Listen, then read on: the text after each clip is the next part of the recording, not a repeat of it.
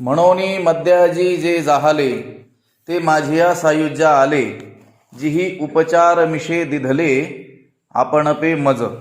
ज्ञानेश्वरीच्या 9व्या अध्यायाचं चिंतन आपण करत आहोत आणि या 9व्या अध्यायातील 25व्या क्रमांकाचा जो श्लोक आहे, यांती देवव्रता देवान पितॄन् यांती पितृव्रताः भूतानि यांती भूतेज्या यांती मद्या जिनोपिमाम, या श्लोकावरील भाष्य ज्ञानोबराय करत आहेत. यांती मद्या जिनोपिमाम, जे मद्याजी आहेत म्हणजे माझंच यजन करणारे आहेत ते मलाच काय होतात, प्राप्त होतात. म्हणून मद्याजी जे जाहले, म्हणून जे मद्याजी जाहले किंवा झाले, म्हणून जे माझे उपासक झाले, जे मद्याजी झाले. आता बाकीच्यांचं जे वर्णन केलं ते कोण कोण आहेत, ते देवव्रता आहेत, पितृव्रता हा असे आहेत, भूतेज्या असे आहेत, म्हणजे जी क्षुद्र देवी देवता आहेत त्यांची उपासना करणारे आहेत ते देवव्रता आहेत. जे पितरांची उपासना करणारे आहेत त्यांना पितृव्रता असं म्हणतात. आणि भूतांची जे उपासना करतात त्यांना भूतेज्या असं म्हणतात. आणि राहिलं शेवटचं भगवंताची जे उपासना करतात, मद याजी, माझ्याकरिताच यजन करणारे, माझीच उपासना करणारे, भगवंत म्हणतात म्हणून जे मद्याजी जाहले, मद्याजी झाले म्हणजे जे माझे उपासक झाले. आणि जिही उपचार मिशे आपण पे मज दिधले, जिही म्हणजे ज्यांनी, उपचार मिशे म्हणजे उपचाराच्या निमित्ताने म्हणजे सेवेच्या निमित्ताने, मज दिधले स्वतःला मलाच काय करून टाकलं, अर्पण करून टाकलं, अर्पण केलं, ते माझिया सायुज्या आले, ते माझ्या सायुज्याला काय झाले, प्राप्त झाले, माझ्या स्वरूपालाच काय झाले, प्राप्त झाले, माझ्या स्वरूपालाच ते पावतात. म्हणून म्हणजे वरील प्रमाणे पाठीमाग भगवंताचं यजन त्यांनी कशा प्रकारे केलं जीवनभर याचं वर्णन जे 6-7 ओव्यांमध्ये केलेलं आहे. मग मीची डोळा देखिला, जिही कानी मीची ऐकिला, मनी मी भाविला वाणीला वाचा, इथपासून तर थेट ऐसे जे चेष्टा मात्रे भजले मज, जयाची जाणती मजची शास्त्रे मी जोडे जयांची मंत्रे, ऐसे जे चेष्टा मात्रे भजले मज, इथपर्यंत जे काही उपचार, जे काही सेवा त्यांनी केली त्यामुळे म्हणून मद्याजी जे झाले, याप्रमाणे जे काही झालेले आहेत, मद्याजी झाले ते माझ्या सायुज्या आले, ते माझ्या ऐक्याला काय झाले, प्राप्त झाले. कारण त्यांनी उपचार मिशे म्हणजे या सेवेच्या निमित्ताने, उपचार द्रव्याच्या निमित्ताने काय अर्पण केलं देवाला, स्वतःलाच अर्पण करून टाकलं, पूर्ण समर्पण. आपण देवाची उपासना करत असताना आपल्याहून काहीतरी भिन्न असलेली वस्तू काय करतो, देवाला अर्पण करतो. परंतु इथं ज्या भक्तांचं वर्णन करत आहेत ज्ञानोबराय किंवा भगवंत स्वतः म्हटलेले आहेत मद्याजीना, त्यांनी काय केलेलं आहे, या सेवेच्या निमित्ताने, या उपचार द्रव्याच्या निमित्ताने काय केलेलं आहे, स्वतःलाच काय करून टाकलं, अर्पण करून टाकलं. म्हणून मद्याजी जे झाले, मद्याजी म्हणजे माझे यजन करणारे. जे भक्त परमात्मा प्राप्ती करिताच काय करतात, सर्व कर्म करतात. जे जे आयुष्यात कर्म करतात ते कशाकरिता करतात, परमात्मा प्राप्ती करिताच करतात. आणि ते काय होतात, सायुज्य मुक्तीला प्राप्त होतात. माझी या सायुज्या आले. बरं, कधी प्राप्त होतात, वरच्या ओवीत सांगितलं ते मरणाईलीच कडी, देहत्यागाच्या पूर्वीच, मरणाच्या पूर्वीच मज मिळवून गेले पुढे, माझ्या ऐक्याला काय होतात, ते प्राप्त होतात. त्यांनी काय केलं, उपचार मिशे, या उपचाराच्या निमित्ताने, उपासनेच्या निमित्ताने काय भगवंताला काय अर्पण केलं, आत्मभाव अर्पण केला. आपण आपलेपणा हेच काय केला, भगवंताला अर्पण केलं.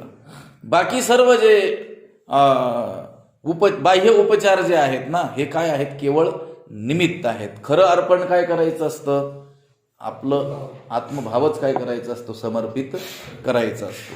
पुढे येईल पत्रम पुष्पम या श्लोकावरती लिहिताना ज्ञानोबराय असं म्हणणार आहे. लक्षात आलं का? हे काय आहेत? हे सर्व द्रव्य काय आहेत? निमित्त आहेत. त्या निमित्ताने काय अर्पण करायचंय? भाव तुमचा अर्पण करायचा आहे. नाहीतर मग आपण देवाला काय केलं? पुष्प अर्पण केलं. परंतु ते पुष्प अर्पण करताना काही भावच नाही दिलं झोकून, असं चालेल का? लक्षात आलं?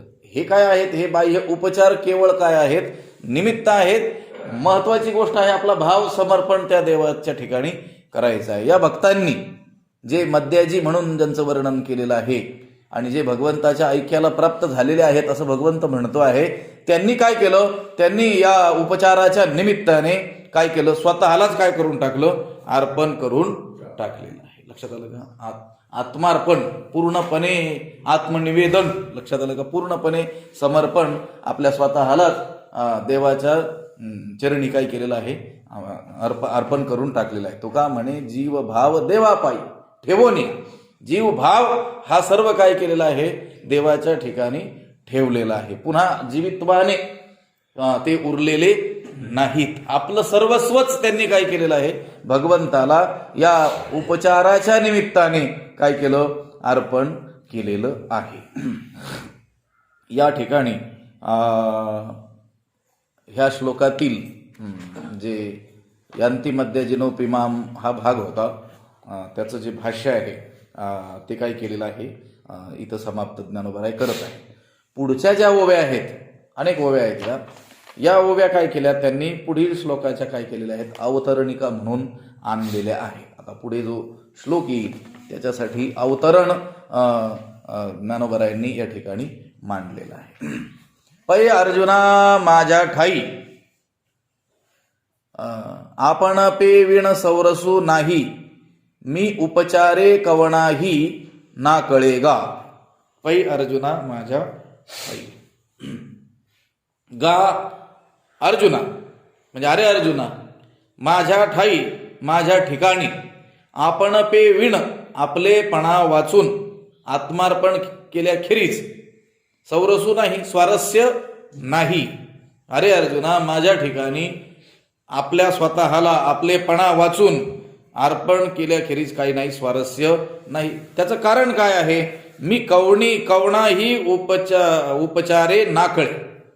मी कोणत्याही उपचारांनी साध्य होत नाही, आकळल्या जात नाही, वश होत नाही.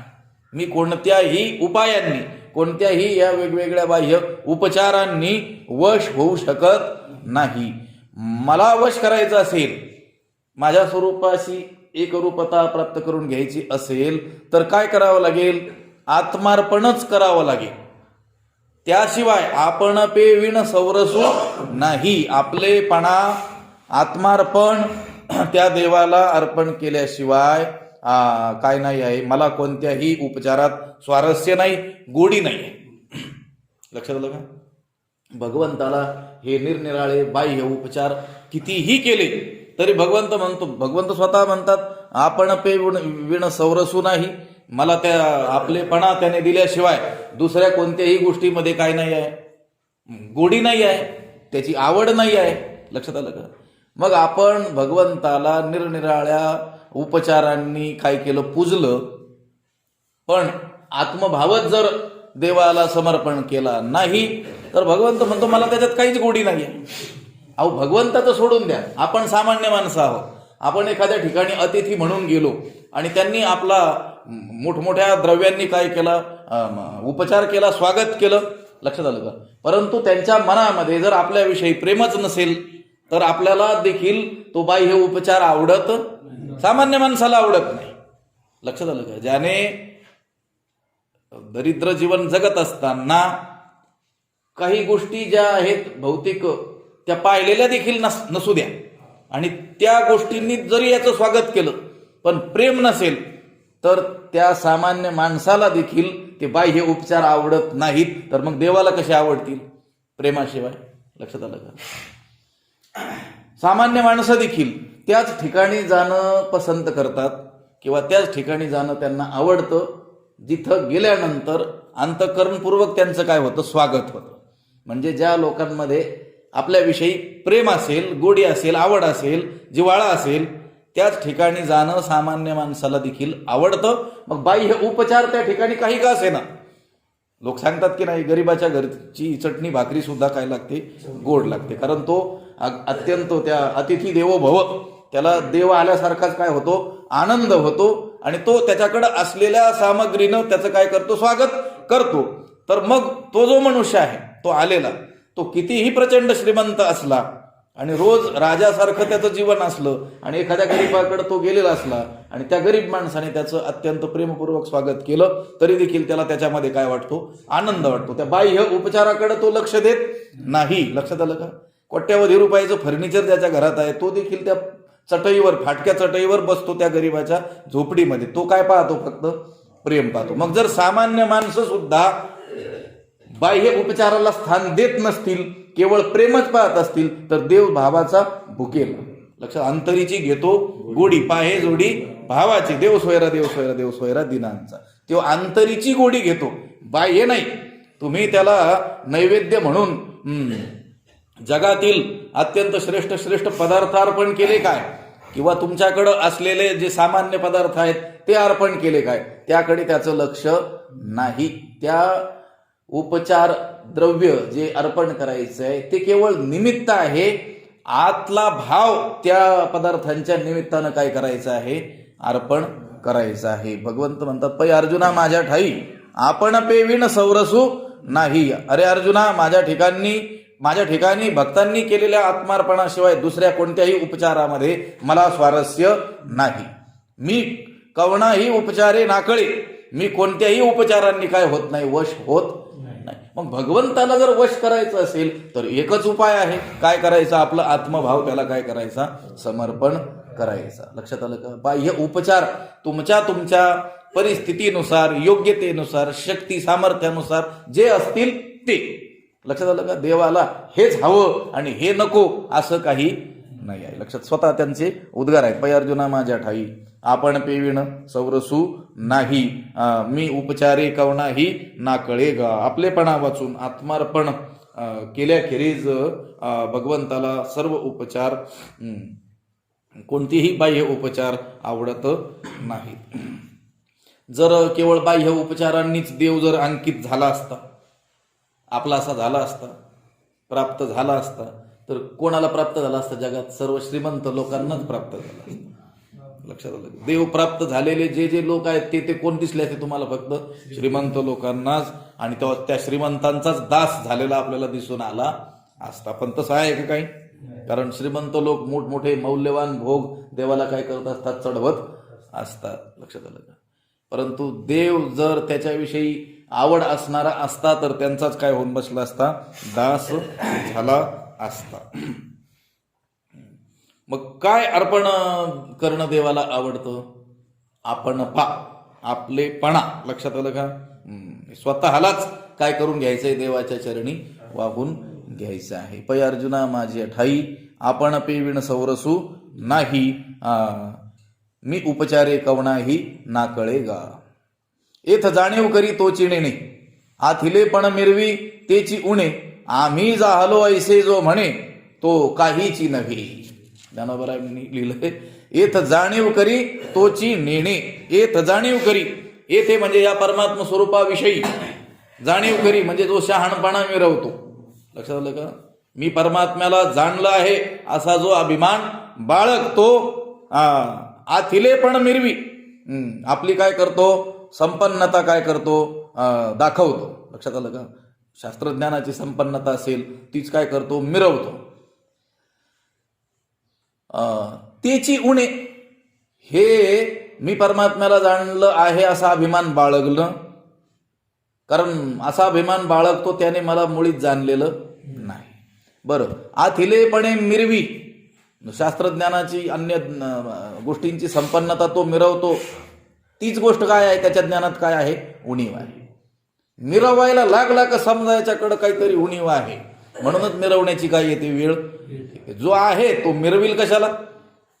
ज्या अर्थी मिरवण्याची तो इच्छा करतो आहे त्या अर्थीच त्याच्यामध्ये काहीतरी उणीव, जो खरोखरच तुमच्या भौतिक याच्यामध्ये व्यवहारामध्ये सुद्धा जो अतिसंपन्न मनुष्य आहे, अति श्रीमंत आहे, गर्भ श्रीमंत आहे, पिढी जात काय आहे, तो श्रीमंत आहे, त्याला मिरवण्याची आवश्यकताच पडत नाही.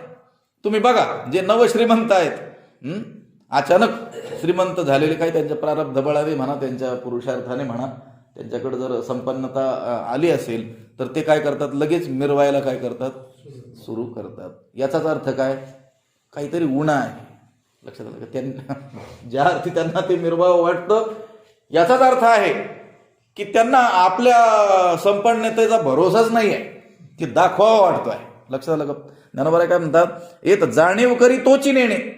जो जाणीव करी, मी परमात्म्याला जाणलं आहे असं जो म्हणतो, त्याने मुळीच जाणलेलं नाही. तोची नेणे, परमात्म्याला कोण नेणे, जो जाणीव करी तोची नेणे. जो म्हणतो मी जाणलं, त्याने काहीच जाणलेलं नाही. बर, आथिले पण मिरवी, आपली शास्त्रज्ञानाची काय करतोय, संपन्नता मिरवतो आहे. मग त्याच्याकडे ज्ञान आहे म्हणून मिरवतो का? नाही, तीच त्याच्या ज्ञानामध्ये काय आहे, उणीव आहे. आम्ही झालो ऐसे जो म्हणे, आम्ही कृतार्थ झालो आहोत असं जो म्हणतो, तो काहीच नव्हे, तो काहीच झालेला नसतो. ही उभी लक्षात घ्या. इथं जाणीव करी तोची नाही, व्यवहारातही तुम्हाला ही उपयोगी आहे आणि इथं अध्यात्मात तर आहेच आहे. इथं जाणीव करी तोची नेणे, आथिले पण मिरवी तिची उणे, आम्ही जाहलो ऐसे जो म्हणे, तो काहीची नव्हे. इथे या परमात्मा स्वरूपाविषयी जो शहाणपणा मिरवतो, म्हणजे मला त्याचं ज्ञान झालं आहे असं म्हणतो, तो काहीच जाणत नाही. जो आपली संपन्नता काय करतो, दर्शवितो, तोच त्याचा काय आहे, कमीपणा आहे. आणि जो आम्ही कृतार्थ झालो आहोत असं म्हणतो, तो काहीच झालेला नाही. इथं जाणीव करी म्हणजे शहाणपणा मिरवतो. मी परमात्म्याला जाणला आहे असं जो म्हणतो, तो परमात्म्याला यथार्थपणे जाणत नाही. लक्षात आलं का? जर परमात्म्याला त्याने जाणलेला आहे, यथार्थपणे जाणलेला आहे, तो परमात्मा मी अभिन्न आहे आणि एकमेवाद्वितीयं ब्रह्म नेह नास्ति किंचन, एकच एक परमात्मा आहे आणि तो कोण आहे, मीच आहे, माझ्याशिवाय कोणी नाहीच. तर मग सांगतोय कोणाला? ज्या अर्थी त्याला सांगायला दुसरा सापडतोय, त्या अर्थीच त्याने परब्रह्माला जाणलेलं नाही. कारण ब्रह्मवेद ब्रह्मैव भवती अशी श्रुती आहे, वेदाचं वचन आहे. काय? ब्रह्माला जाणणारा ब्रह्मच होतो. ब्रह्मरूप अहि ब्रह्मविद ताकी बाणी वेद. निश्चलदासजींनी सांगितलं, ब्रह्माला जाणणारा काय झाला, ब्रह्मच झाला. मग ब्रह्मच जर झाला आणि ब्रह्म एकच आहे, एकमेवाद्वितीयं ब्रह्म नेह नास्ति किंचन, त्याला सोडून किंचन दुसरं काहीच नाही, तर मग सांगतोय कोणाला? ज्या अर्थी सांगतोय त्या अर्थी अजून अज्ञान आहे. इत जाणीव करी तोची नेणे. श्रुतीनं सांगितलं, यस्या मतम तस्य मतम, मतम यस्य न वेद सह, अविज्ञातम विजानताम, विज्ञातम अविजानताम. जाणलं म्हणलं की अविजानताम, त्यांनी काहीच जाणलेलं नाही. लक्षात आलं? कारण जोपर्यंत तो ब्रह्माचा काय आहे, ज्ञाता आहे, मी ब्रह्माला जाणलं असं म्हणतो आहे, म्हणजे स्वतःला काय समजतो आहे, ज्ञाता समजतो आहे आणि ब्रह्माला ज्ञेय समजतो आहे, तोपर्यंत तो ब्रह्माहून काय आहे, भिन्नच आहे.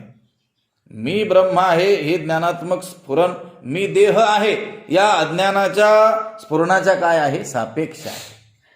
आपण अज्ञानावस्थेत काय म्हणत राहिलेलो आहोत, अनंत काळ मी देह आहे. आता हे जे विपरीत त्याने ग्रहण केलेलं आहे स्वतः संबंधी, त्याच्या सापेक्ष ते म्हटलं गेलेलं आहे काय, मी ब्रह्म आहे. लक्षात आलं का? पण तेही खरं म्हणजे मूळ अवस्थेमध्ये नाही. मूळ अवस्थेत ते स्फुरणच होणार नाही आहे. तर म्हणतोय कशाला? मग आता आपण माणूस आहोत तर म्हणतो का दिवसभर मी माणूस आहे, मी माणूस आहे? आठवण करून देतो का तासाला, अर्धा तासाला? नाही. आहे तर आहेच ना. तसा तर जो ब्रह्म अवस्थेला प्राप्त झाला तो मी ब्रह्म आहे म्हणेल कशाला? ज्या अर्थी म्हणतो आहे तो त्या अर्थी तो स्वतःला ज्ञाता समजतो आहे, ब्रह्माला ज्ञेय समजतो आहे, ज्ञेय ज्ञात्याहून भिन्न आहे. लक्षात आलं का? म्हणून अजून तो त्याच्याशी एकरूप झालेला नाही. लक्षात आलं का? इथं जाणीव करी तोची नेणे. स्वरूप निर्विकल्प पूर्ण, तेथे मी म्हणाया म्हणते कोण, ऐसे ठाईस पुढे जे मी पण ते जाण म्हणून माया. वा, माया जर जाणायची असेल, मायेचा प्रांत हा किती विस्तीर्ण आहे कुठपर्यंत ती माया आपला पिच्छा सोडत नाही याचं ते वर्णन आहे.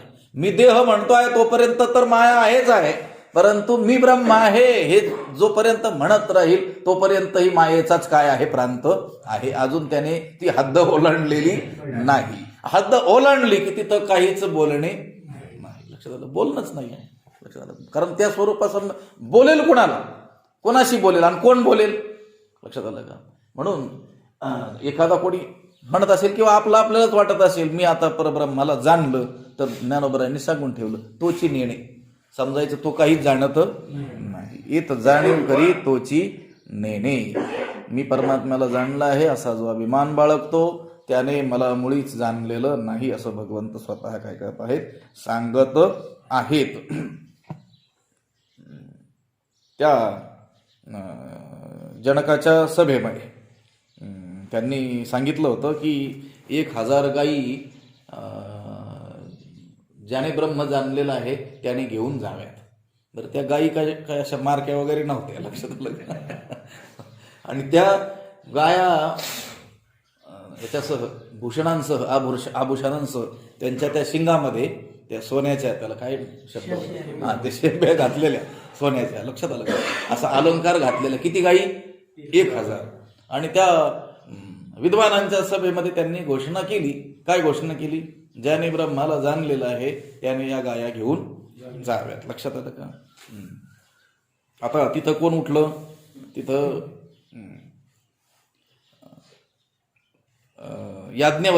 याज्ञवल्क्य उठले. तसं तर कोणी उठायला तयार होईना, कारण त्यांना माहित होतं आता आपण ब्रह्माला जाणलं म्हणावं तर मग काहीची नव्हे, ही वाचलेलं असेल त्यांनी, हेच जाणीव करी तोची ज्ञानेश्वरीचं पारायण झालेलं असेल. पण याज्ञवल्क्य उठले आणि मी ब्रह्माला जाणलं आहे असं नाही म्हटले. शिष्याला सांगितलं त्या गाया घेऊन चल म्हटले. गो कामा वयम, मला गाया नेण्याची इच्छा आहे असं म्हटले, निघू लागले. असं आहे. मग बाकीच्यांनी त्यांना अडवलं असेल की जो म्हणतो तो काहीची नव्हे असं सांगितलं. ते म्हणले मी म्हटलं कुठे, मला गाया हव्या आहेत एवढंच म्हटलं. याच्यावर तुम्ही समजून घ्यायचं की हे ब्रह्मज्ञानी आहेत म्हणून. लक्षात आलं का? पण मी ब्रह्माला जाणलं आहे असं म्हणले नाही, कारण मग त्यांना माहित होतं येथ जाणीव करी तोची नेणे. लक्षात आलं का? जो मी ब्रह्माला जाणलेला आहे असं म्हणतो त्याने मला मुळीच जाणलेलं नाही असं देवाने स्वतः सांगितलेलं आहे. म्हणून ते असं म्हटले नाहीत की हे विद्वज्जन हो, तुमच्यापैकी ब्रह्माला मी जाणलेलं आहे आणि आता मी गाया घेऊन जात आहे. नाही, ते उठले, शिष्याला सांगितलं या गाया घेऊन चला. आणि त्या सगळ्यांना सांगितलं गो कामा वयम, या गाया नेण्याची मला इच्छा आहे. मग ते आरडाओरडा केलं. त्यांना सांगितलं तुम्ही समजूनच घ्यायला पाहिजे होतं ना, म्हटले एवढे विद्वान आहात तर तुम्ही लक्षात घ्यायला पाहिजे होतं की मी काय म्हटलो, मी ब्रह्माला जाणलाय असं म्हटलो का? नाही, मी काय म्हटलो, या गाया नेण्याची आम्हाला इच्छा आहे. त्यावरूनच तुम्ही लक्षात घ्यायचं की यांनी ब्रह्माला जाणलेलं असं. असं समजू नका बरं का, ज्यांना ज्यांना गाया नेण्याची इच्छा आहे तो प्रसंग सांगितला. नाही तर गाया घेऊन कोणी चाललेलं दिसला की याने ब्रह्माला जाणलेलं आहे, तसं नाही. लक्षात आलं? येत जाणीव करी तोची नेणे, आथिले पण मिरवी तीची उणे. कृतार्थता दाखवतोय, मी संपन्न झालोय, शास्त्रज्ञानाने संपन्न झालेलो आहे असं जो काय करतोय, मिरवतो आहे. मला ब्रह्मानंद प्राप्त झालेला आहे, ब्रह्मानुभव मला आलेला आहे म्हणून मी कृतार्थ झालेलो आहे असं जो दाखवतो आहे, त्याच्या कृतार्थतेमध्ये काय आहे, उणेपणा आहे असं समजावं. कारण ज्याप्रमाणे साखरेला तिची गोडी काय करता येत नाही, घेता येत नाही, त्याप्रमाणे ब्रह्माकार झालेल्या वृत्तीला ब्रह्मानंदाची गोडी घेता येत नाही. तो ब्रह्मानंद स्वरूपच होऊन गेलेला आहे ना.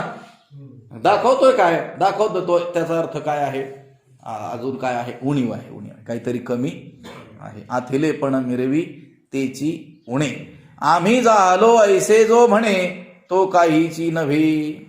आणि आम्ही झालो, आम्ही आता कृतकृत्य झालो, इच्छा केली ते पावलो असं जर कोणी म्हणत असेल तर तो काहीच नाही. आम्ही मुक्त झालो अशा प्रकारचा अभिमान कोणी बाळगत असेल तर तो आत्मसुखाच्या आड येणारा आहे. तुका म्हणे अहम ब्रह्म आड येऊ निधी भ्रम.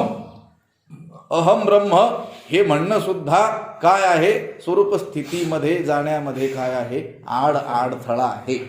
लक्षात आलं का? कारण त्या स्वरूप स्थितीमध्ये तो स्थापित झाला स्वरूपामध्ये, तर मग तो मी ब्रह्म आहे हे म्हणेल तरी कोणाला, त्याच्याशिवाय उरलं तरी कोण. लक्षात आलं का? म्हणून तुकाराम महाराज म्हणतात तुका म्हणे अहम ब्रह्म आड येवो निधी भ्रम. अहम ब्रह्म हा सुद्धा काय आहे? भ्रम आहे. पण कुणाला? तिथपर्यंत पोहोचलाय पण अजून अहम ब्रह्म म्हणायचं सोडत नाही. त्याच्याकरिता या अशा भंगांचा अर्थ लोक उलटाच लावतात.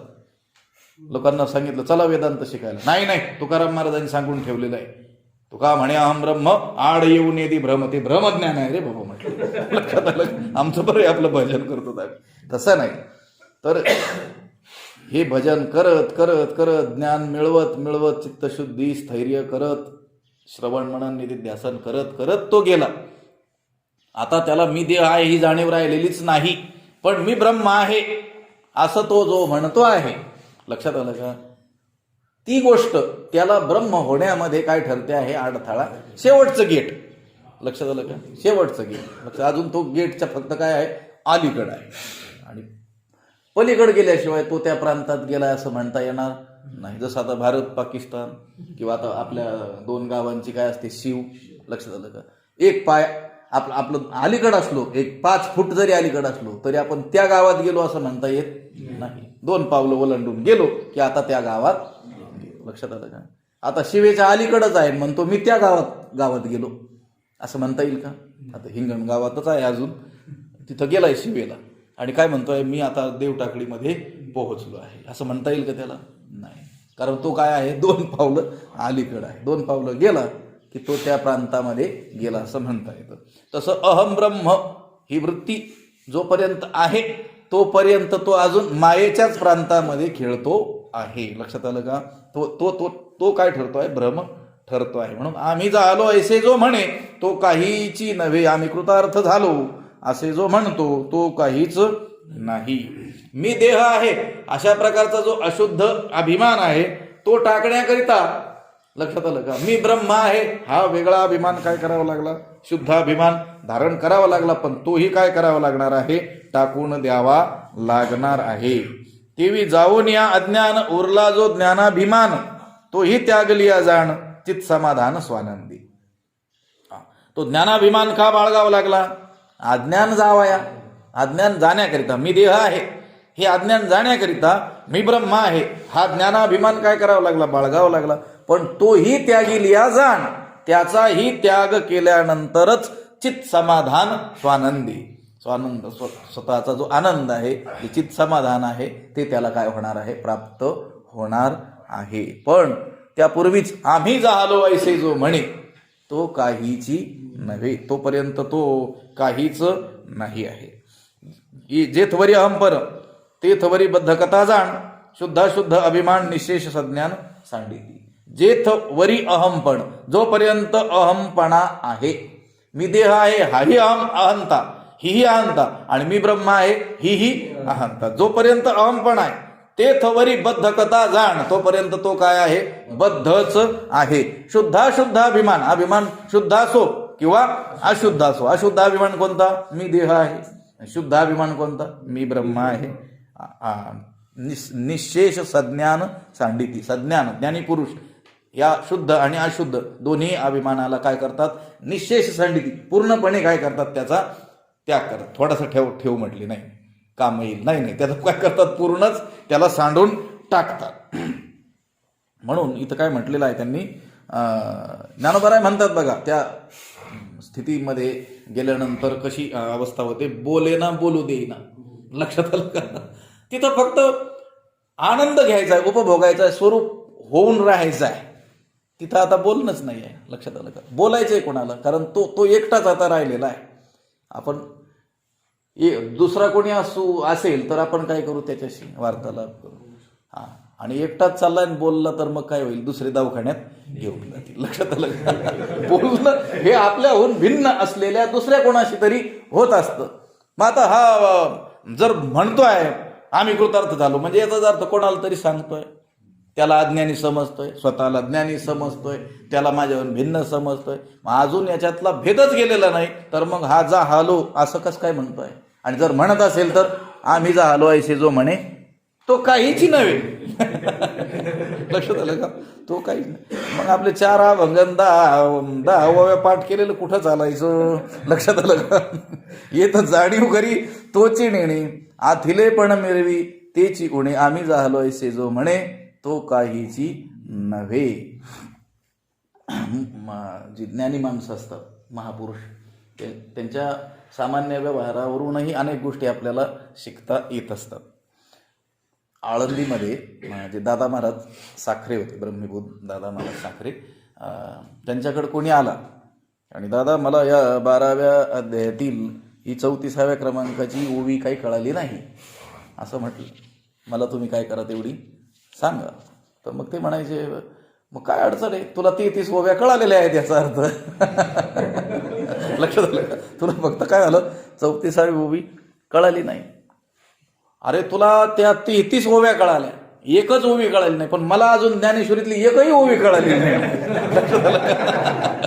आणि 30-40 वर्ष आयुष्याची त्यांनी ज्ञानेश्वरी शिकवण्यात घातली. लक्षात आलं का? आणि प्रत्यक्ष ब्रह्मस्वरूप ते होते, स्वानुभूती संपन्न महात्मे होते. ते म्हणायचे तुला तर फक्त एकच ओवी कळाली नाही, बाकीची सगळी ज्ञानेश्वरी तुला कळालेली आहे, आणि तू माझ्याकडे आला, मला तर अजून एकही ओवी त्याच्यातली कळालेली नाही. लक्षात आलं का? आम्ही जाहलो ऐसे जो म्हणे तो काहीची नव्हे. आणि कोणी जर म्हणत असेल आम्हाला कळालं तर समजायचं काहीच कळालेलं नाही. लक्षात आलं का? हा, तो म्हणेल ये मग आपण चर्चा करू काहीतरी. आपले वैकुंठवासी झालेले बाबा, त्यांना एकदा मी असं त्या काशीच्या एका मोठ्या विद्वानाकडून यातील काही ओव्यांबद्दल ऐकलं. गणेश्वर शास्त्री द्रविड म्हणून जगातले मोठे विद्वान आहेत. लक्षात आलं का? ते राम मंदिराचा जो मुहूर्त होता 36-37 सेकंदाचा, तो त्यांनी काढून दिला होता. त्यांचं आम्ही दर्शन केलं होतं आळंदीमध्ये. आम्ही एका महात्म्यांकडे शिकायला जायचो, त्यावेळेस ते आळंदीत आले की साखरे महाराजांकडे जाण्याच्या पूर्वी तिथे यायची बबन महाराज म्हस्क्यांकडं. मी त्यांच्याकडे शिकायला त्यावेळेस जायचो. तर तिथं दर्शन केलं होतं त्यांचं प्रत्यक्ष, आणि त्यांचं बोललेलं ऐकलं पण होतं एक अर्धा तास. त्यांनी असं सांगितलं होतं की हे ज्ञानेश्वरीतील प्रत्येक शब्द अक्षर काय आहेत, मंत्र आहेत म्हणून. तर ते भूतप्रेताचं काल कोणी विचारलं मिरजे महाराजांनी, ती ओवी जर तुम्ही विशिष्ट संख्येनं काय केली, घोकली, तिचं उच्चारण केलं तर भूतप्रेताची बाधा होत नाही. विचारू नका मला, लक्षात आलं, कारण तुम्ही तेवढीच ओवी विचारणार भूतप्रेताची. घरामध्ये कुठंतरी ती लिहून ठेवली तर त्या घरामध्ये भूतप्रेतेचा बाधा होत नाही. ही झाली एका ओवीच्या बद्दल. प्रत्येक ओवी काय आहे, कोणत्या ना कोणत्या गोष्टीसाठी मंत्रच आहे. लक्षात आहे असं त्यांनी सांगितलं. मग मी त्या 1-2 ओव्या लक्षात ठेवल्यानंतर ते लिहून काढल्या, पाठही केले. आणि मग ज्यावेळेस सुट्टीला आलो होतो गावी, मग बाबांकडे ज्यावेळेस गेलो त्यावेळेस बाबांना सांगितलं, लगेच ते बाबा आतमध्ये गेले, ज्ञानेश्वरी घेऊन आले आणि त्यांनी ती खून केली आणि म्हटले आज देवीदास महाराजांमुळे एक ओवी मला कळाली. आता लक्षात आलं, आता ते ज्ञानेश्वरी स्वरूप आहेत. अख्खं आयुष्य ज्ञानेश्वरीचंच चिंतन त्यांनी केलं. त्यांच्या रक्ताच्या कणाकणात श्वासाश्वासात काय होती, ज्ञानेश्वरीच होती. ते काय म्हटले, आज मला देवीदासमुळं एक ओवी कळाली म्हटले. म्हणजे नम्रता मोठ्या माणसाची. ते कधी ते म्हटले का आम्हाला हे ठाऊक म्हणून नको सांगू असं म्हटले नाही. आणि बरं ते त्यांना ठाऊक नव्हतं असं आहे का? म्हणजे ते अनुभव संपन्न असलेले महात्मे, आणि आपण अजून शब्दाचाच विचार करणारी समजा विद्यार्थी मंडळी, आणि आपण त्यांना सांगितलं आणि ते म्हटले मला माहित नव्हतं आणि तू सांगितलं बरं झालं. लक्षात आलं का? ते म्हटले का मी सगळं जाणतोय म्हणून? बरं, जाणत नव्हते का? जाणत होते. ते जाणत होते सर्व, आणि हेही जाणत होते काय, आम्ही जाहलो ऐसे जो म्हणे तो काहीची नाही. मी जाणलं असं म्हणतो तो, त्याने काही जाणलेलं हे त्यांनी जाणलेलं आहे, आणि हे आपण अजून जाणलेलं नाही. लक्षात आलं का? हे तर जाणीव करी तोची नेणे, आथिले पण मिरवी तेची उणे, आम्ही जाहलो ऐसे जो म्हणे तो काहीची नव्हे. अथवा यज्ञदानादी किरीटी का तपे हनजे हुटहुटी, ते तृणा एकासाठी न सरे येथ. अथवा किंवा अर्जुना, हे किरीटी हे अर्जुना, यज्ञदानादी का तपे जे हुटहुटी ते येथ एका तृणासाठी न सरे. हे अथवा अर्जुना, यज्ञदान किंवा जी तप आहेत ती केल्याची जी काय आहे घमेंड आहे. हुटहुटी म्हणजे घमेंड. लक्षात आलं का? हे अर्जुना, यज्ञ, दान किंवा तप हे केल्याची जी घमेंड आहे ती या ठिकाणी म्हणजे भगवंताच्या प्राप्तीच्या बाबतीमध्ये काय होत नाही, एका गवताच्या काडीच्याही बरोबरीला येत नाही. एका तृणासाठी न सरे येत एका तृणासाठी न सरे. लक्षात आलं का? कितीही यज्ञ, दान, तप केलेला असेल आणि त्याची काय असेल, हुटहुटी असेल, गर्व बाळगलेला असेल, तर त्या केलेल्या यज्ञ, दान आणि तपाने भगवंताची प्राप्ती तर दूरच राहिली, पण भगवंत म्हणतो माझ्या प्राप्तीच्या बाबतीमध्ये त्या सर्वांची किंमत एका गवताच्या काडी एवढी सुद्धा नाही. लक्षात आलं का? जन्मोजन्मी केलेलं तप असेल, कितीही 16 महादानं केलेली असतील, लक्षात आलं का?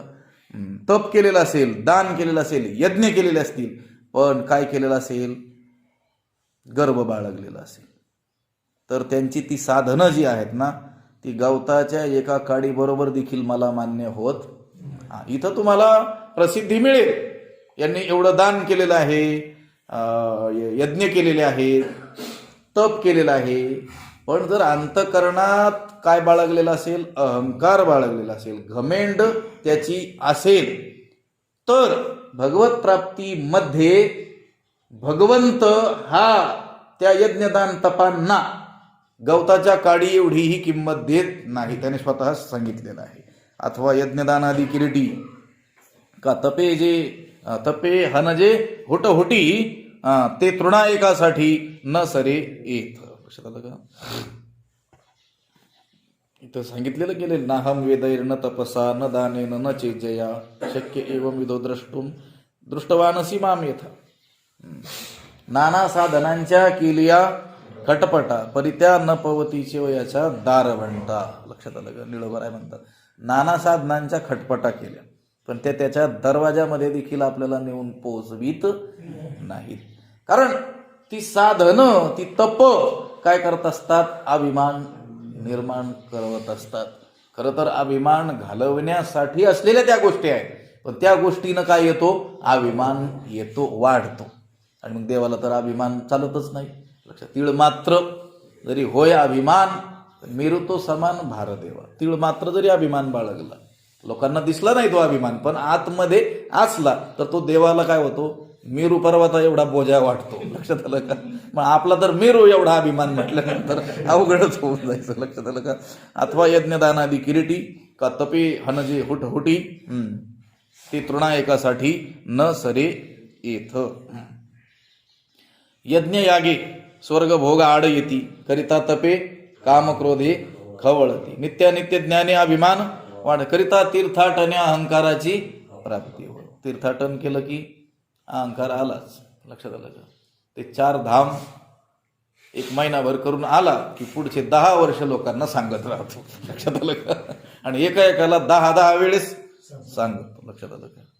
कारण दुसऱ्याला त्याला काय करायचं असतं, कमी दाखवायचं असतं. तुला अजून घर सोडता येत नाही, मी बघ कुठून जाऊन आलो.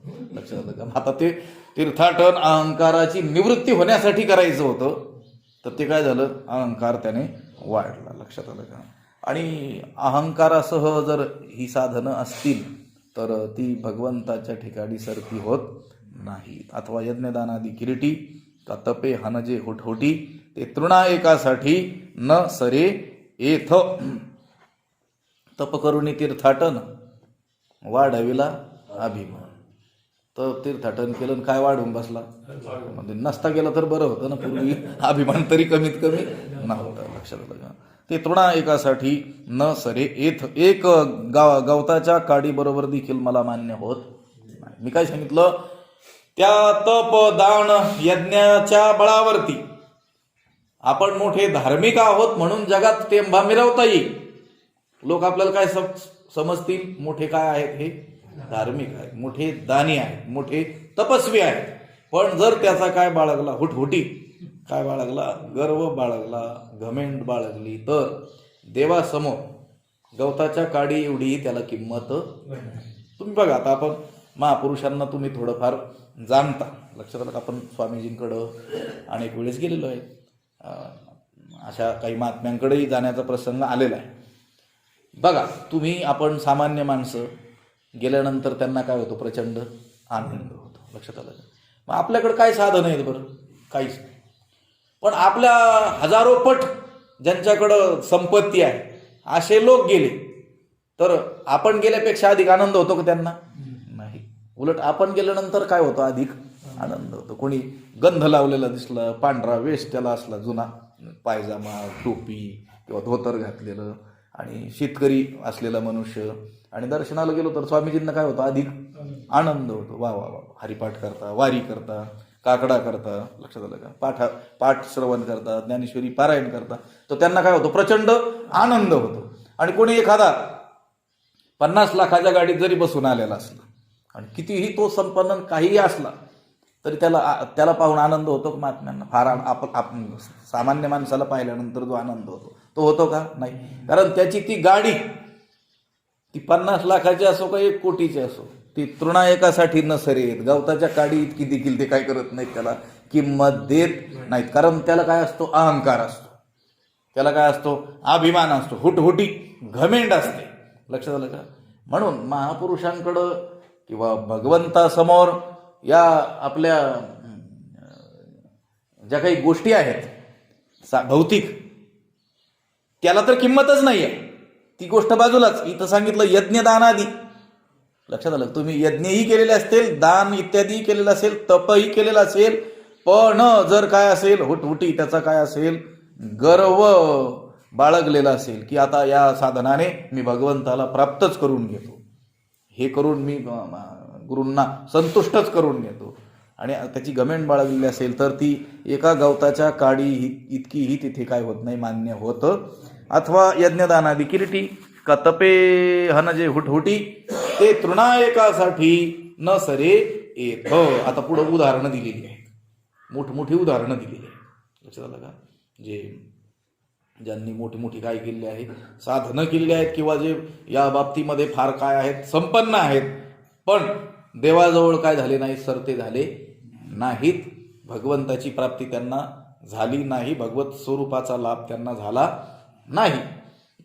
त्या गोष्टी त्यांना काय ठरल्या? अडथळा ठरल्या, असं इथं सांगणार आहेत. पाहे जाणीवेची बळी, कोणी वेदापासून असे आगळे की शेषाहुणी तोंडागळे बोलके आती. पाहे असं पहा की जाणीवेची बळी, ज्ञानाच्या बळाने वेदापासून कोणी आगळे असे, वेदा वाचून दुसरा कोणी आहे काय? जाणीवेच्या बाबतीत, ज्ञानाच्या बाबतीत वेदा वाचून दुसरा कोणी आहे का त्याला जोड? लक्षात आलं की शेषाहुणी तोंडागळे बोलके आती, किंवा शेषा वाचून असा 1000 तोंडांनी बोलणारा असा बोलका कोणी आहे का? अनेक लोक बोलके असतात, पण त्या शेषा इतका बोलका असेल का? तो एकाच वेळेस 1000 मुखांनी बोलतोय. लक्षात आलं? आपण त्याची बरोबरी कसं काय करणार? वर्णिता भागला सहस्र मुखांनी, 1000 मुखांनी. आपल्याला 1 तास आपल्या एका मुखाने बोललो तर तो काय करतोय?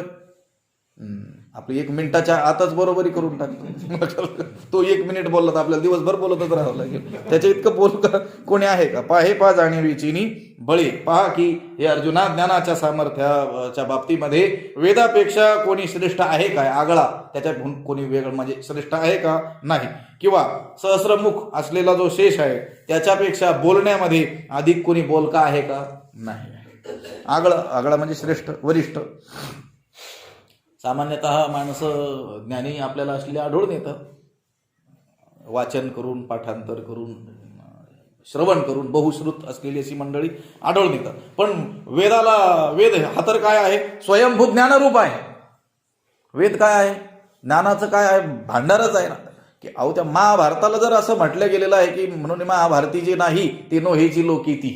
महाभारतात जे नाही ते तिन्ही लोकात नाही, आणि तिन्ही लोकात जे आहे ते सर्व महाभारतातच आहे. मग महाभारताच्या आधी त्याहूनही हे असलेले कोण? वेद. त्या वेद अनंत बोलीला म्हटलेलं आहे. अनंत गोष्टींचं काय केलेलं आहे? त्याने प्रतिपादन केलेलं आहे. त्याच्या एवढा ज्ञानी कोणी आहे का? वेदाहुनी पाहे जाणीवेची बळे, कोणी वेदापासून असे आगळे, वेदाहून कोणी ज्ञानाच्या बाबतीमध्ये कोणी समर्थ आहे का? नाही. की शेषाहुणी तोंडागळे बोलके आती, त्या शेषा वाचून असा 1000 मुखांनी बोलणारा असा बोलका कोणी अधिक बोलका कोणी आहे का? नाही. तोही अंथुरणा तळवटी दडे येरू नेती नेती म्हणून बहुडे येत सनकादिक वेडे पिसे झाले तोही अंथुरणा तळवटी दडे. परंतु तो देखील, तो म्हणजे तो शेष, अंथुरणा तळवटी दडे, अंथुरणाच्या खाली काय करतो, लपून बसतो. भगवान शेषशाही आहेत ना, नारायण, भगवान नारायण विष्णू क्षीरसागरामध्ये शेषाच्या वरती काय करतात, शय्या त्यांनी केलेले आहे ना. म्हणून तो अंथुरणाच्या खाली काय झाला, लपला म्हटले. कोण, तो बोलका एवढा असलेला तो जो शेष नारायण आहे तो देखील काय झाला, त्या अंथुरणा तळवटी दडे. आणि येरू जो दुसरा, तो वेद, जाणीवेच्या बाबतीमध्ये श्रेष्ठ असलेला जो वेद आहे, तो वेद येरू नेती नेती म्हणून बहुडे. तो परमात्मा स्थूल नाही, सूक्ष्म नाही, मूर्त नाही, असा नाही, तसा नाही म्हणून काय होतो, बहुडे, मागं परतला. लक्षात, वेद जाणव गेला, पुढे मौनावला. लक्षात आलं का, मौन झालं. तेव्हा एवढंच बोलू शकतो फक्त, काय, नेती नेती, परमात्मा स्वरूप पाहिलं त्याने. आणि सांग आता हे परमात्मा स्वरूप कसं आहे, तर त्याचं वर्णन तो करू शकला नाही, एवढा शहाणा असलेला सुद्धा. लक्षात आलं, फक्त काय म्हणतो, नेती, परमात्मा स्थूल नाही, सूक्ष्म नाही, मूर्त नाही, अमूर्त नाही, असा नाही, तसा नाही, एवढं कसा आहे सांग ना, ते नाही सांगता येत. लक्षात आलं का, नेती नेती, मागं परतला. बरं, सनकादिक ऋषी, एवढे तुम्ही सनकादिक संत तुकोबर आहे, त्यांना विणविणी करतात, असे श्रेष्ठ असलेले सनकादिक सुद्धा काय झाले, वेडे पिसे झाले. ते काय झाले, वेडे पिसेच झाले. या विषय परमात्म्याविषयी काय झाले, सनकादिक तर काय झाले, वेडे पिसे झाले. तोही अंथुरणा तळवटी धडे येरू नेती नेती म्हणून बहुडे येथ सनकादिक वेडे पिसे झाले. जाणून वेळे झाली, जाणून वेळे झाली. नाही, आपल्याला काय करायचं आहे त्याचं लक्षात आलं का. उदाहरण आपल्या पुढं ठेवत असताना ते एवढे मोठे असून ते जर जाणू शकत नाही, तर मग तू अहंकार बाळगल्यानंतर कसं काय जाणशील, असं आहे. हे ज्या लोकांना सांगायचं त्यांच्यासमोर म्हणायचं नाही, असं लक्षात आलं का. तोही अंथुरणा तळवटी दडे. नाहीतर मग तुकाराम महाराजांनी डोंगरावरती जाऊन भजन केलं, विंचू, सर्प, व्याघ्र, सिंहादिकांमध्ये, मग आपण हळूच म्हणायचं ते अवतार होते म्हणायचं, मग संपलंच. मग आपण बाहेरच निघायचं नाही करायचे का, ते करत होते, मग ते अवतार होते, मग त्यांना शक्य होतं. आपण काय अवतार आहेत का, लक्षात आलं. आपण सामान्य माणसं, म्हणजे असं काही साधना करायची असली की आपण सामान्य माणसं. आणि धन मिळवण्याच्या बाबतीत नाही, आपल्याला कसं काही जमणार नाही, त्याला जमत नाही तर त्याला जमतंय तर आपल्याला का जमणार नाही, लक्षात आलं. असं आपण दुटप्पी वर्तन करत असतो. तोही अंथुरणा तळवटी दडे येरू नेती नेती म्हणून बहुडे येत सनकादिक वेडे पिसे झाले करिता तापसांची कडसणी कवणू जवळा ठेविजेल शुळपाणी तोही अभिमानू सांडोनी पायवणी माथा वाहे करिता तापसांची कडसणी. या सर्व जगातल्या सर्व तपस्व्यांचा जर काय केला, आपण विचार केला, तपासणी केली, निवड केली, लक्षात आलं का, त्यांच्यात निवडणूक घेतली, कोणामध्ये, जेवढे तपस्वी आहेत त्यांच्यात, तर कोण निवडून येईल, भगवान शंकर. त्यांच्या एवढा तपस्वी कोणी आहे का. करिता तापसांची कडसणी, तापसांची कडसणी करिता तपस्व्यांची निवड जर करू गेलो तर शूळपाणी जवळा शंकराजवळ कवणू ठेविजेल, त्याच्याजवळ कोणाला बसवता येईल का, त्याच्या बरोबरीचा कोणी सापडेल का, आपल्याला नाही सापडणार. पण तोही असा तो सर्व तपस्व्यामध्ये श्रेष्ठ असलेला, ज्याच्या बरोबरीचा कोणी तपस्वी आपल्याला दुसरा मिळणार नाही, असा भगवान शंकर देखील तोही अभिमानू सांडून, अहंकार सांडून, अभिमान टाकून पायवणी माथा वाहे, माझे चरणोदक काय करतो, माथ्यावरती वाहतो. पाय म्हणजे पाय, चरण, वणी शब्द जर कोणत्या दुसऱ्या शब्दाला जोडून आला तर त्याचा अर्थ पाणी असं होतो. लक्षात आलं का. मराठी मध्ये वणी हा शब्द दुसऱ्या शब्दाशी जर जोडून आला तर त्याचा अर्थ पाणी असं होतं. कसं, पुरणपोळीशी कशाशी खातात तुम्ही, गुळवणी. लक्षात आलं. गुळवणी म्हणजे काय, गुळाचं पाणी. लक्षात आलं. गुळ, त्याला वणी शब्द जोडला तर त्या गुळवणी शब्दाचा अर्थ काय झाला, गुळाचं पाणी. लक्षात आलं. त्या गवळणी म्हणतात ना, उणवणी शिळवणी घालिता तरी ते लोणी येईना. लक्षात आलं का. सासूबाईला सांगतात त्या गवळणी, आम्ही किती घुसळण करतो पहाटपासून, परंतु ते लोणीच येईना म्हटले. रोज येतं, आज काय झालं. मग ती सासूनी सांगितलं असेल, ते थोडं गरम पाणी टाकून बघ, थोडं शिळं माठातलं गार पाणी टाकून बघ. ती म्हटली तेही टाकून पाहिलं. ऊन वणी म्हणजे ऊन पाणी, आणि शिळं वणी म्हणजे शिळं माठातलं गार पाणी. म्हणजे वणी शब्दाचा अर्थ काय? पाणी. इथं काय शब्द आहे? पायवणी. तोही अभिमानू सांडोनी पायवणी माथाव आहे. तो असा जगातला अद्वितीय तपस्वी असलेला महादेव, तो देखील आपल्या तपाचा अभिमान सोडून देऊन काय करतो? माझ्या पायाचं तीर्थ आपल्या डोक्यावर वाहतो. काय वाहतो? पायाचं तीर्थ. भगवान शंकराच्या डोक्यावर काय आहे? गंगा. ती कुठून निघाली? भगवंताच्या चरणापासून. लक्षात आलं का? म्हणून पायवणी. लक्षात आलं का? त्या तुझे चरणीची गंगा. लक्षात आलं का? त्या भगवंताच्या चरण कमळापासून निघालेली गंगा म्हणजे त्या भगवंताचं पायवणी माथाव आहे. माथ्यावर डोक्यावर काय केलेलं आहे? त्याने धारण केलेलं आहे. महत्वाची गोष्ट काय आहे? अभिमानू सांडुनी. अभिमान टाकू. लक्षात आलं का? एवढे मोठे भगवान शंकर ते देखील सर्व अभिमान टाकून काय झाले? भगवंताशी अनन्य झालेले आहेत. आणि मग त्यांनी भगवंताच्या चरणकमळापासून निघालेली जी गंगा ती आपल्या मस्तकावरती काय केलेली आहे? धारण केलेली आहे. महत्वाची गोष्ट आहे अभिमान सांडोनी. करिता तापसांची कडसणी कवणू जवळा ठेवी जेल शुळपाणी तोही अभिमानू सांडोनी पायवणी माथा वाहे. ना तरी आथिलेपणे सरीशी कवणी आहे लक्ष्मी आईसी श्रिये सारी किया दासी घरी जी येते. एवढं घेऊन टाकू आज आपण. ना तरी आथिलेपणे सरीसी. किंवा आपण विचार करूया, लक्ष्मी ऐसी आथिलेपणे सरीसी कवणी आहे.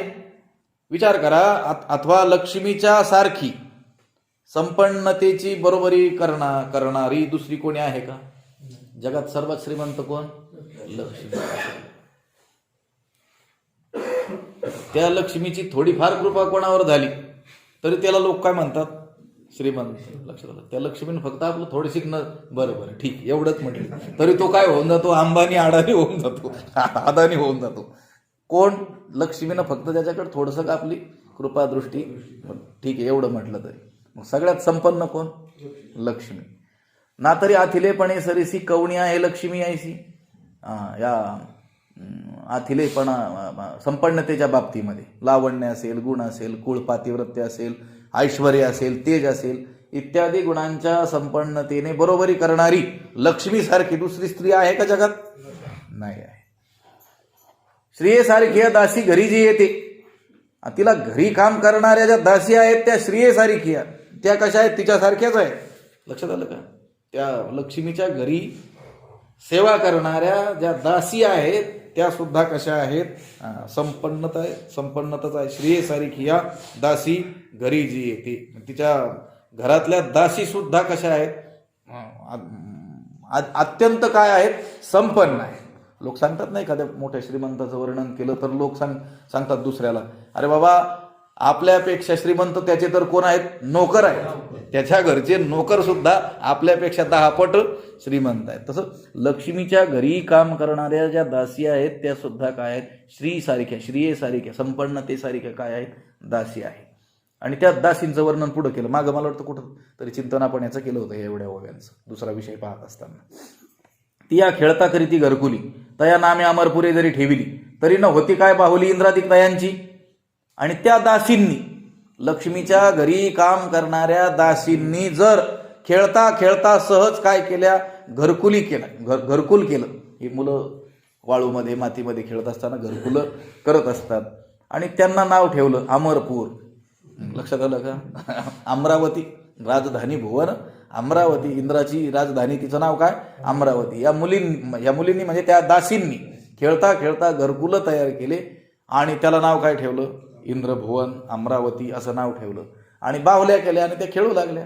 त्या घरात ठेवायच्या बाहुल्या बाहेर आणायच्या. तर मग ती तरी न होती काय बाहुली इंद्रादिक तयांची. मग जर त्यांनी सहज खेळता खेळता घरकुलं केले आणि त्याला नाव जर काय ठेवलं असेल अमरपूर, इंद्रभुवन, इंद्राचं नगर अमरावती असं जर नाव ठेवलं असेल तर तिथल्या ज्या बाहुल्या आहेत त्या काही इंद्रादिक नव्हती का? त्या इंद्रादिक देवता त्यांच्या काय झाल्या? बाहुल्या झाल्या. ती या नावडोनी जेव्हा मोडी ती तेव्हा महेंद्राचे रंक होती. ती या झाडा जेवते पाहती ते कल्पवृक्ष. आणि त्या दासी त्यांचा तो खेळ न आवडून काय करतात? नावडोनी आवडला नाही की काय करतात? मोडी ती. ज्यावेळेस काय करतात त्यांना ते आता आवडत नाही. खेळून खेळून थकल्यानंतर ते आवडेल असं झालं, लहान मुलं काय करतात ते घरं मोडून टाकतात. तसं त्यांनी ज्यावेळेस ते मोडून टाकलं तेव्हा इंद्राचे काय होतात, भिकारी होतात. तेव्हा महेंद्राचे रंक होते. म्हणजे हे सामर्थ्य कोणाचं वर्णन चाललेलं आहे? लक्ष्मीच्या घरी काम करणाऱ्या दासींचं. त्यांनी खेळता खेळता घरं केले तरी ते काय होतात? इंद्र भुवन होतात. आणि त्यांनी केलेल्या बाहुल्या ज्या आहेत ते इंद्राधिक देव होतात. आणि त्यांना ज्यावेळेस हे खेळ आवडत नाही, मोडून टाकतात, त्यावेळेस महेंद्राचे रंक होतात. मग हे खेळ आहे त्यांचा. लक्षात आलं का? तरी न होती ती या नावडोनी जेव्हा मोडी ती तेव्हा महेंद्राचे रंक होती. ती या झाडा जेवते पाहती ते कल्पवृक्ष. आणि त्या दासी ज्या आहेत ज्या दिशेकडे त्या पाहतात आणि त्या दिशेला असलेली जी झाडं आहेत त्या झाडांकडे जर पाहिलं तर ती झाडं कल्पवृक्ष होऊन जातात.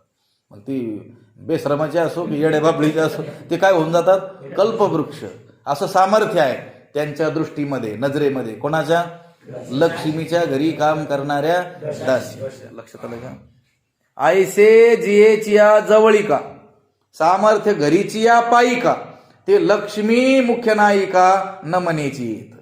आयसे जियेचिया जवळिका, असं जे सामर्थ्य आहे जिच्या जवळ राहणाऱ्या घरीची या पायिका, घरात काम करणाऱ्या ज्या दासींचं काय आहे? सामर्थ्य आहे. ज्या लक्ष्मीच्या घरी भांडी कुंडी करणाऱ्या ज्या दासी आहेत त्या दासींचं हे काय आहे? सामर्थ्य आहे. अशी ती लक्ष्मी. लक्षात, मुख्य नायिका, सर्वांची मुख्य नायिका असलेली जी लक्ष्मी न मनेची येत. पण ती देखील या भक्ती विषयामध्ये मला मान्य होत नाही. कोण म्हणतोय? भगवंत. आणि मग त्या लक्ष्मीचं थोडीशी कृपा एखाद्यावर आहे, असा जो लक्ष्मी पुत्र नवकोट नारायण कोणी शेठ सावकार, त्याने केलेल्या थोड्याशा उपचाराने भगवंत प्रसन्न होईल का? लक्षात आलं का? जिच्या घरच्या दासींचं एवढं सामर्थ्य आहे ती लक्ष्मी स्वतः, लक्षात आलं का, ती सुद्धा मला या भक्ती विषयात मान्य होत नाही. कारण तिला जर काय असेल, अहंकार असेल. विचार करा, लक्ष्मीला जी की तिच्यासारखं जगात संपन्न कोणीच नाही, तिच्या घरच्या दासी सुद्धा एवढ्या सामर्थ्यवान आहेत, अशी जी लक्ष्मी ती सुद्धा जर अभिमान बाळगत असेल तर भगवंत म्हणतो न मनीची येत. इथं तिचं काही लाग नाही. ते लक्ष्मी मुख्य नायिका न मनीची येत. मग त्या लक्ष्मीला सुद्धा भगवंताच्या जवळ जाता यावं यासाठी काय करावं लागलं? मग सर्वस्वी करुणी सेवा, अभिमानू सांडुनी पांडवा, ते पाय धुवावयाची या दैवा पात्र झाली. लक्षात आलं का? हे पांडवा, हे अर्जुना, ती जी लक्ष्मी आहे ना, ती लक्ष्मी सुद्धा संपन्नतेचा अभिमान टाकून देऊन आणि काया वाचा मनाने माझी सेवा करून कशी तरी माझ्या बाबतीत माझी पाय धुण्याच्या भाग्याला काय झाली? प्राप्त झाली. लक्षात आलं का? तिनं अहंकार टाकला आणि सर्वस्वे करुनी सेवा. केवळ अभिमान टाकला येऊन बसली तसंही नाही. लक्षात आलं का? तू लक्ष्मी असेल तुझ्या घरची. लक्षात आलं का? भगवंत म्हणतोय. लक्षात आलं का? अभिमान टाकलाय, ठीक आहे, नम्रतेने आली आणि आयतच तिला प्राप्त होईल का? नाही. मग सर्वस्वे करुनी सेवा, सर्वस्वे काया वाचा मनाने काय केली? सेवा केली. मग भगवंत थोडेसे तिच्यावर प्रसन्न होऊन तिला एक काम दिलं. काय? पाय धुवावयाच्या दैवा पात्र झाले. तिला देवाचे पाय धुता आले. लक्षात आलं का? ते भाग्य तिला लाभलं. लक्षात आलं का? हे लक्षात घ्या, हे आपल्यासाठी चाललेलं आहे. हे जे वर्णन चाललंय हे फक्त झालेली घटना आपल्या पुढे ठेवायची असं थोडंच इकडून ऐकायची इकडून सोडून द्यायचं. जी लक्ष्मी एवढी संपन्न आहे की जिच्या दासीमध्ये एवढं मोठं सामर्थ्य आहे, ती लक्ष्मी सुद्धा अभिमान जर बाळगला तर तिच्याकडं डुंकूनही त्या भगवंताने पाहिलं नव्हतं. लक्षात आलं का? त्या स्वयंवराचा जो प्रसंग आहे तो लक्षात घ्या. तिनं आपल्या गळ्यात माळ घालावी म्हणून सगळे देव पुढं पुढं होत होते. ती सगळ्यांचं काय करीत होती? निराकरण करत होती. नको, त्यांना मागं लोटावं लागायचं त्या दुसऱ्या रक्षकांना. लक्षात आलं का? प्रत्येक देव येऊन आपलं मुंडकं पुढं काढायचं, माझ्या गळ्यात माळ घातली. ती शोधत होती आपल्याला योग्य वर कोणतं, आणि भगवंत उभे होते. ती ह्या सर्वांना डावलून त्या भगवंताकडे गेली. तिला वाटलं हे बाकीचे सगळे माझ्या पुढं पुढं करत होते. लक्षात आलं का? हा देखील माझं स्वरूप, सौंदर्य, संपन्नता बघून काय करील? मला माळ घालायला काय होईल? तयार होईल. भगवंत भगवंताजवळ जवळ ती गेलेली असतात, भगवंताने दुसरीकडे पाहिलं होतं. लक्षात आलं का? का अभिमान चालत नाही हे सांगायचंय. मग सर्वस्वे करुणी सेवा, अभिमानू सांडूनी पांडवा, ते पाय धुवावयाची या दैवा पात्र झाली. काय महापुरुषांच्या जीवनातील अनेक गोष्टी आहेत, पण आता इथं वेळही आपल्याकडे नसतो आणि त्याचं काय होतं, विस्तार होतो.